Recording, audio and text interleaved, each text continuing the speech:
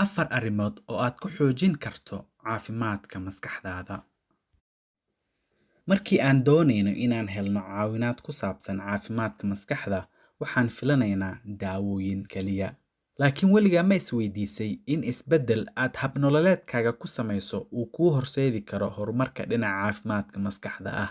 Daraasad ay samaysay jaamacadda Illinois ee dalka Mareykanka ayaa lagu ogaaday in kala bar ka mid ah dadka ka cawda xanuunada dhimirka aysan ku caafimaadin dawooyinka ay ka helaan dhakhaatiirtooda.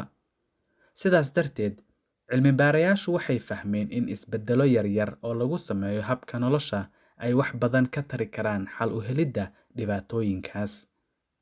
Waxay sidoo kale isbeddeladaas yareyn karaan khatarta uu qofka ugu jiro inay ku dhacaan cudurrada ay ka mid yihiin sokorowga, wadne xanuunka, iyo dhiig karka.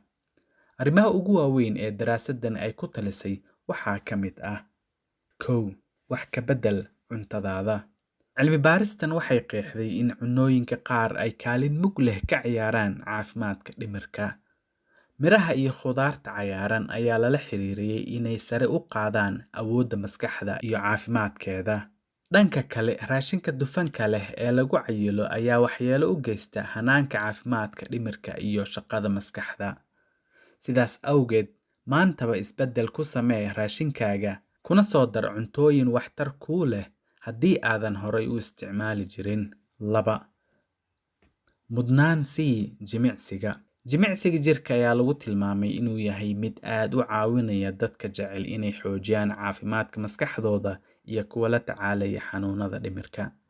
Daraasad ay samaysay jaamacadda Southern Methodist ayaa lagu sheegay in jimicsiga uu dawo cajiib ah u yahay dadka cabsida iyo walwalka dheeraadka ah qaba ee maskaxdoodu aysan caafimaad buuxa lahayn. Jimicsiga waxtarka leh waxaa ka mid ah xitaa midka hooseeya, sida socodka la sameeyo wax ka yar 1 saac. Waxaase laga yaabaa in haddii aad xanuun dhimirka ah qabto, aad u baahan tahay inaad dhakhtarkaaga kala tashato noocyada jimicsiga ee sida aadka ah kuugu habboon. 3. Sameey xirfado aad isaga yarayso walwalka. Walwalka wuxuu quudiyaa xanuunka dhimirka, sidoo kalena xanuunka dhimirka wuxuu quudiyaa walwalka. Labadooduba way wada shaqeeyaan.